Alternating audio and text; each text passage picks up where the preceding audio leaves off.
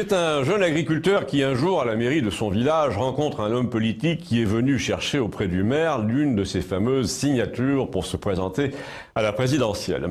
L'homme politique lui serre l'épaule et lui dit qu'il l'invite à une réunion publique à la ville voisine le vendredi suivant. Donc le vendredi, le jeune homme se présente avec sa femme à l'entrée de la salle. Il parvient à se faire attribuer une place juste à côté de la tribune. Juste dessous, je veux dire, l'homme politique monte, salue, se fait applaudir, mais il ne croise jamais le regard de ce jeune couple pendant la réunion, ni avant ni après d'ailleurs, même quand mon jeune homme lui fait un petit signe alors qu'il est à 3 mètres de lui. Les journalistes locaux pianotent sur leur téléphone, les photographes prennent des gros plans, notre agriculteur a beau écouter, il est stupéfait de ne rien entendre sur l'agriculture, c'est parce qu'il n'a pas compris qu'on est en ville et que l'homme politique s'adapte à l'auditoire. Mais même en laissant de côté ses propres problèmes de paysans, il ne comprend strictement rien de ce qu'on raconte à la tribune. Par exemple, il est question assez longuement des travailleurs détachés, de l'harmonisation fiscale, de la loi Savary, du détachement d'intérim, du scandale STI. Et notre agriculteur est très étonné que les journalistes prennent des notes dans les allées parce que lui ne comprend rien. Il a envie de demander ce que c'est par exemple que le scandale STX. Il regarde les gens autour de lui, il y en a environ 20% qui suivent, qui hochent la tête, mais le reste de l'Assemblée prête une attention de plus en plus molle à ce qui se passe.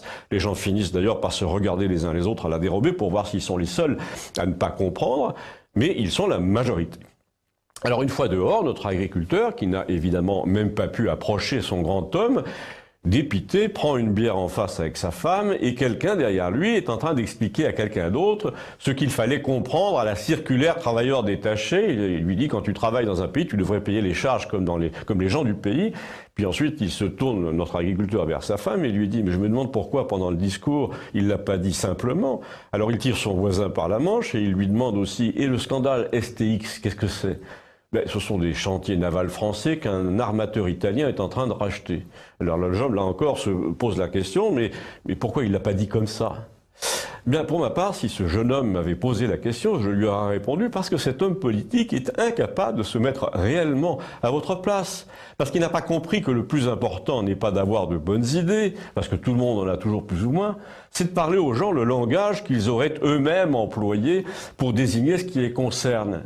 Par exemple, quand on s'adresse à des éleveurs de brebis, on évite de leur expliquer qu'ils sont à la tête d'une exploitation ovine. On évite de leur dire qu'ils rencontrent des difficultés sectorielles. Pourquoi? D'abord parce qu'ils le savent, mais même parce que si c'est vrai, ça les perturbe, ça les énerve qu'on leur parle comme les papiers de la préfecture. Et que c'est comme ça qu'on fait 7% aux élections et qu'on a le culot de se demander pourquoi. Si vous avez vous aussi des idées pour permettre à votre homme politique favori de dépasser les 7%, écrivez-moi, je transmettrai.